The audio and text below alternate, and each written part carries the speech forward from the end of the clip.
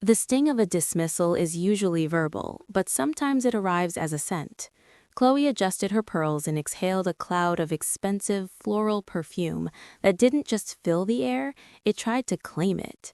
She looked at Jade's hand-embroidered apron, then down at the practical, sensible flats Jade used for 10-hour shifts, and let out a sigh of practiced, rhythmic boredom. It was a sound that barely registered against the soulful, lo-fi jazz playing in the background of the bistro, but it was sharp enough to cut through the smell of simmering garlic and cornbread. The bistro was a warm, intimate space filled with exposed brick and amber lighting, a sanctuary Jade had built to escape the cold glass towers of her past. But sitting at table 7, Ji-hoon seemed to drain the warmth right out of the room. He didn't just sit, he occupied the booth like a king surveying a conquered territory, his charcoal suit absorbing the light like a black hole. He was motionless, save for the rhythmic, dangerous drumming of his fingers against the polished oak, a predator waiting for the slightest reason to strike. He wasn't just a patron, he was the heir to a legacy of violence and shadow contracts, and he carried that weight like a physical shroud. Across from him sat Chloe, a vision of artificial porcelain perfection. She wasn't eating, she was too busy twisting a tennis bracelet that sparkled with a light as cold as her eyes. Her spine was a rigid line of condescension, her very presence a silent demand for a level of service she had already decided was beneath her. She looked like she was holding her breath, waiting for the moment she could finally turn her boredom into a weapon. The heavy glass doors of the bistro swung open, and the humid evening air was instantly cut by a chill that had nothing to do with the air conditioning. It wasn't just that the man walking in was handsome, it was the way he moved, like a shadow that didn't need permission to exist. Ji-hoon stepped onto the hardwood floor, and the lively chatter of the dinner crowd began to die down, table by table, as if someone were turning a volume knob towards 0. He wore a charcoal suit that looked like it had been carved out of stone. It was dark, sharp, and perfectly fitted, making the colorful, warm decorations of the restaurant look suddenly childish. Behind the bar, the sound of a cocktail shaker stopped mid-swing. The busboys, who usually hurried around with a loud clatter of plates, suddenly found reasons to be busy in the kitchen. Even the air seemed to hold its breath. Ji-hoon didn't look at the hostess, he didn't look at the menu. His eyes, cold and as dark as midnight, scanned the room with a slow, predatory focus. When his gaze landed on the elite corner booth, he headed toward it without waiting to be seated. Every step he took was silent, yet the weight of his presence felt like a heavy stone dropping into a quiet pond. Behind him, Chloe fluttered like a bright, nervous moth. She was draped in silk and jewelry that clinked with every step, but she seemed small in his shadow. She was busy checking her reflection in the window, her face fixed in a permanent look of boredom, but her eyes kept darting toward Ji-hoon, as if she were afraid he might disappear if she stopped watching him. The restaurant manager, a man who usually took pride in his authority, felt his collar grow tight. He started to move toward the couple, but he stopped 3 feet away. His hands were shaking just enough to notice. He had dealt with wealthy people before, but Ji-hoon wasn't just rich. He carried a different kind of power, the kind that didn't come from a bank account, but from a life where he was used to making the rules and breaking the people who didn't follow them. Jade watched them from the kitchen pass through. She saw the way the light died in the charcoal fabric of his suit. She saw the fear in her manager's eyes. She knew this type of man. He was a shark in a world of minnows, and he had just entered her sanctuary. As she picked up her notepad and smoothed her apron, she felt a familiar spark of the old life she had tried to leave behind. The game was starting, and for the first time in a long time, the bistro felt less like a home and more like a courtroom. Jade approached the booth with her head held high, her footsteps even and calm. As she stood by the table, Chloe didn't even look up. Instead, she plucked a fork from the white cloth and held it up to the light. She turned it slowly, squinting as if she had found a deadly insect on the silver. "Is this supposed to be clean?" Chloe asked. Her voice was thin and sharp like a needle. She didn't wait for an answer before tossing the fork back down with a loud clang that made the nearby diners jump. I suppose I shouldn't expect much from a place that smells like grease and old stories. Jade kept her face as still as a mask. I apologize, ma'am. I will bring you a fresh set immediately. Ji-hoon remained silent.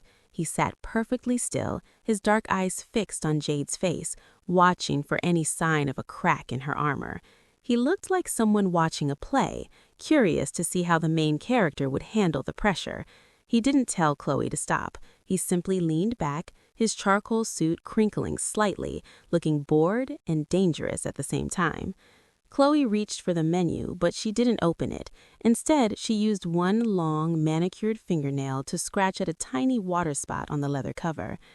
"And you," she said, finally looking at Jade with a fake, sweet smile that didn't reach her eyes. "You've been here a long time, haven't you? I can tell by the way you carry that tray. It's like you were born to hold things for other people." She laughed then, a high, mocking sound that echoed off the brick walls. To Chloe, Jade wasn't a person with a mind or a history. To her, Jade was just part of the furniture, something to be used and insulted for sport. Chloe leaned closer, the smell of her heavy perfume clashing with the warm scent of the bistro's kitchen. "Tell me," Chloe whispered, loud enough for the tables nearby to hear, "do you ever get tired of serving people who are so much better than you, or do you just not know any better?" Jade felt a heat rising in her chest, the old fire of a lawyer who was used to winning every argument. But she didn't let it show. She didn't let her hands shake. She simply tucked her notepad under her arm and looked Chloe in the eye.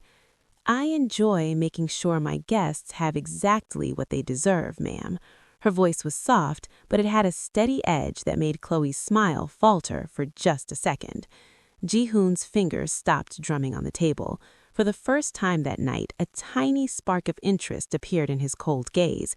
He looked from Chloe to Jade, realizing that the waitress wasn't as simple as she appeared to be. As Jade walked toward the kitchen to get fresh silver, the sights and sounds of the bistro began to fade. For a moment, the warm brick walls turned into cold, white marble.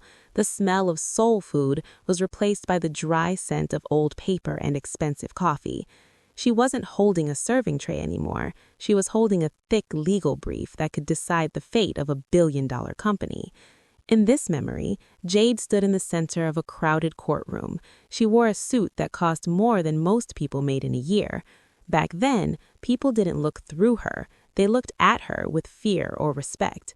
She was known as a shark, a litigator who could find a single wrong comma in a 100-page contract and use it to win a case. She had spent years studying for the bar exam, sleeping only a few hours a night, driven by the need to be the best. But being the best came with a heavy price. She remembered the long nights under buzzing office lights and the way her heart would race every time her phone rang. She had won every battle, but she was losing herself. She saw the faces of the people she had defeated, not criminals, but regular people who had just been in the way of her powerful clients. One morning, she had looked at her reflection in a glass skyscraper and didn't recognize the cold woman staring back. The final straw had been her father's illness. While she was busy arguing over bank mergers, the man who taught her how to cook and how to be kind was struggling to keep the family bistro alive. When he passed away, Jade realized she didn't want to win cases anymore. She wanted to save the only thing that felt real.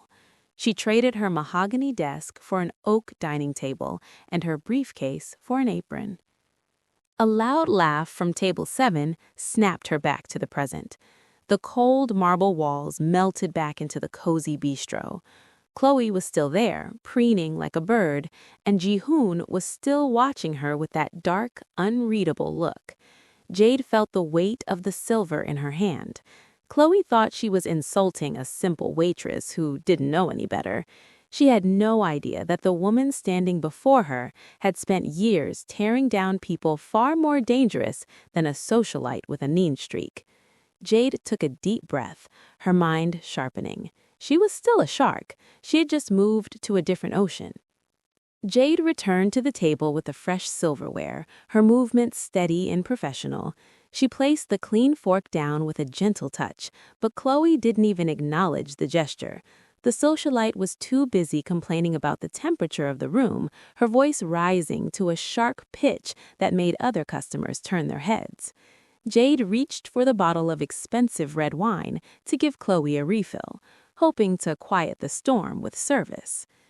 As Jade began to pour, Chloe made a sudden, sharp movement with her elbow. It wasn't an accident. With a flick of her wrist, Chloe sent the full glass of dark red liquid flying. It didn't just splash, it soaked into Jade's white apron and ran down her legs, staining her comfortable work shoes. The entire restaurant went silent. The clinking of forks stopped, and even the low music seemed to fade away. Chloe let out a fake gasp, covering her mouth with her hand, though her eyes were shining with delight. "Oh dear," she giggled, her voice cutting through the quiet. "I guess you really are as clumsy as you look. Look at this mess. You've ruined the mood of our entire dinner." Jade stood perfectly still.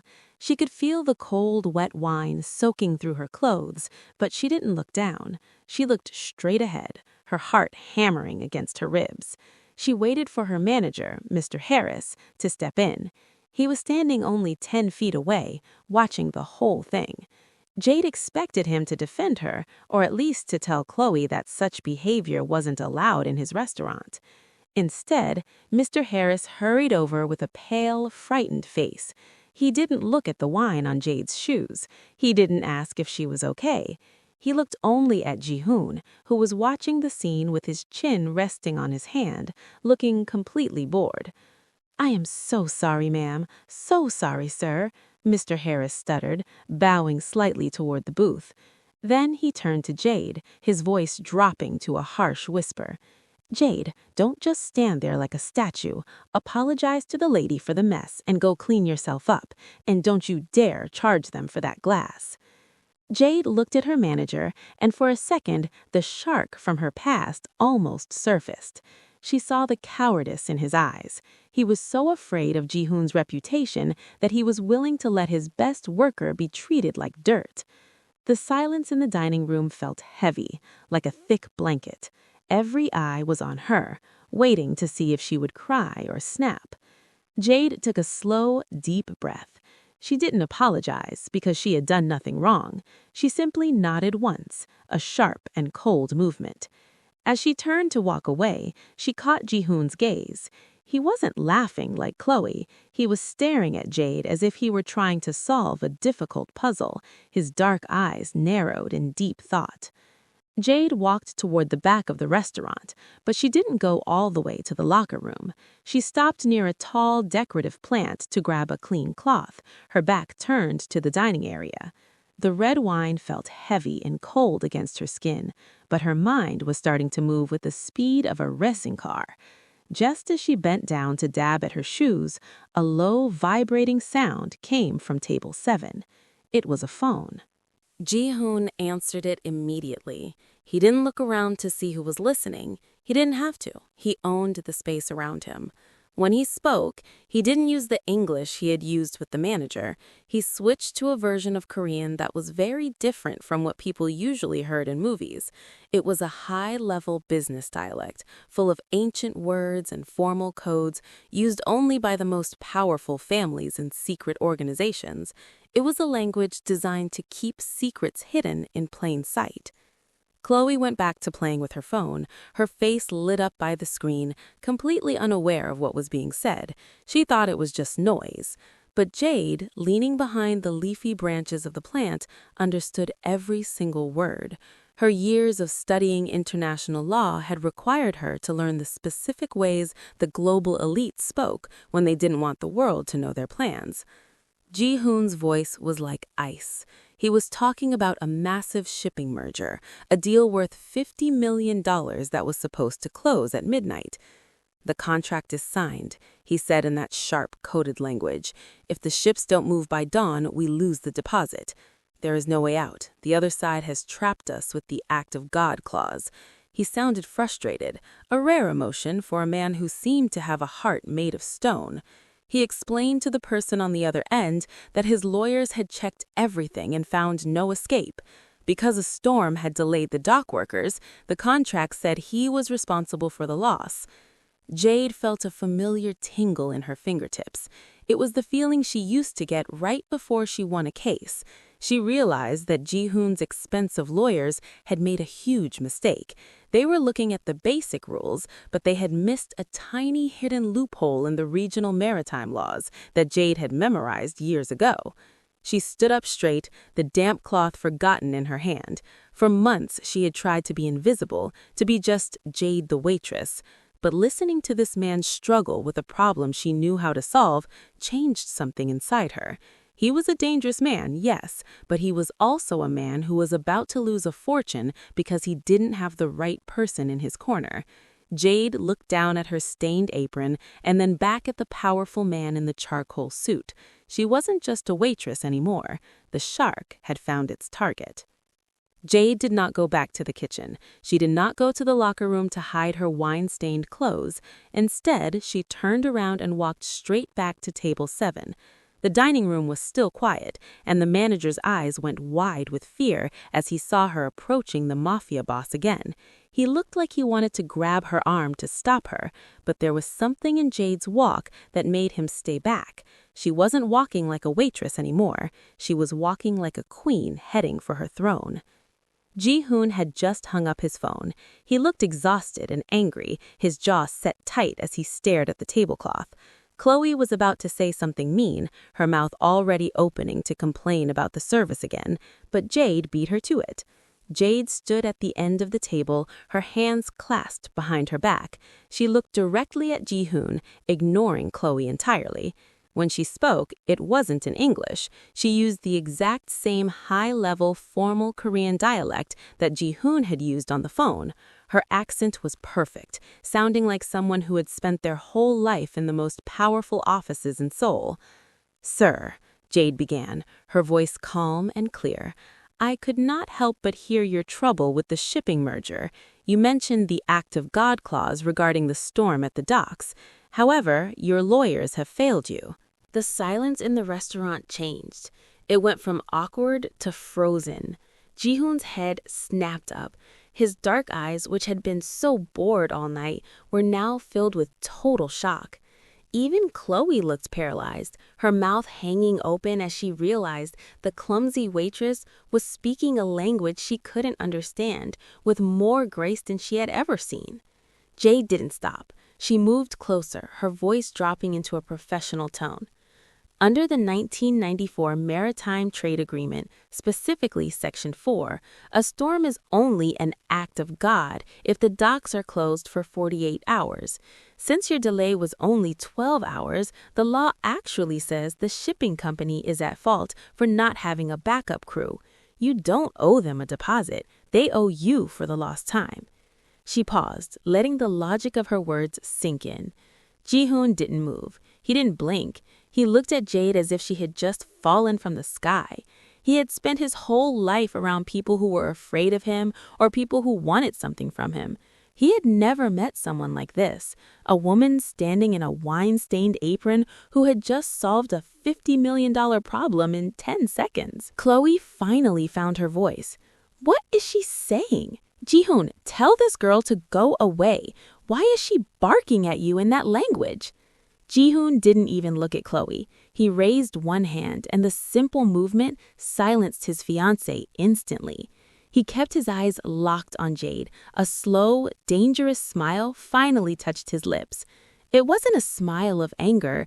It was the smile of a man who had finally found something worth winning. The silence at the table was no longer empty. It was heavy with the weight of a power shift that everyone in the room could feel. Ji-hoon leaned forward, his charcoal suit jacket pulling tight across his shoulders. He didn't look at his phone, and he certainly didn't look at the expensive steak cooling on his plate. He looked at Jade. For the first time, he wasn't looking at her as a servant or a background character in his life.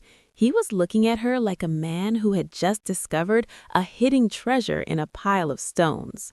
"Who are you?" he asked. His voice was a low, rough whisper. He spoke in the same formal Korean she had used, but his tone was no longer cold. It was filled with a burning curiosity. He saw the stain on her apron, but it didn't look like a mess to him anymore. It looked like a battle scar on a warrior. He realized that the woman standing before him had a mind that worked faster than his most expensive lawyers. He saw the way she held her chin up, and he realized he wasn't looking at a waitress. He was looking at a peer, perhaps even a superior. Chloe was fuming. Her face was turning a bright, ugly red that clashed with her lipstick. Ji-hoon, are you really listening to her? She's a waitress. She probably looked that up on the internet while she was hiding in the back. Chloe reached out to grab Ji-hoon's arm, trying to pull his attention back to her. Ji-hoon didn't even flinch. He simply moved his arm away, his eyes never leaving Jade's. "Be quiet, Chloe," he said sharply. The words were simple, but they hit like a slap. Chloe froze, her hand hanging in the air. She looked around the restaurant, realizing that the people at the other tables weren't looking at her jewelry or her dress anymore. They were looking at Jade with awe. Ji-hoon stood up slowly. He was a tall man, built to be intimidating, but as he stood across from Jade, he felt a strange sense of respect. He had spent his whole life in a world of sharks, but he had never met one who wore an apron and served cornbread. He noticed the way Jade's eyes didn't waver. She wasn't afraid of his reputation or his money. She was standing on the solid ground of her own intelligence. "You didn't just learn that from a book," Ji-hoon said, his voice growing steady. "You speak like someone who has argued in the highest courts. You see the world in layers, just like I do." He took a step toward her, ignoring the manager who was still hovering nearby like a nervous bird. Ji-hoon felt a pull toward her that was more dangerous than any business deal. It was a fascination with her mind, a hunger to know how a woman with a PhD in life ended up in a small bistro. The thug inside him, the man who only understood force, was suddenly quiet. In its place was a man who wanted to be worthy of a conversation with the woman in the stained apron. The air at the table was so thick you could almost touch it. Chloe stood up, her high heels clicking loudly against the wood floor. "This is a joke," she shouted, her voice shaking with anger. "Ji-hoon, I am your date. You can't let this girl talk to me like that. Do something." Ji-hoon finally turned his head to look at Chloe. His face was like a wall of ice. He reached into the pocket of his charcoal suit and pulled out a thick roll of cash.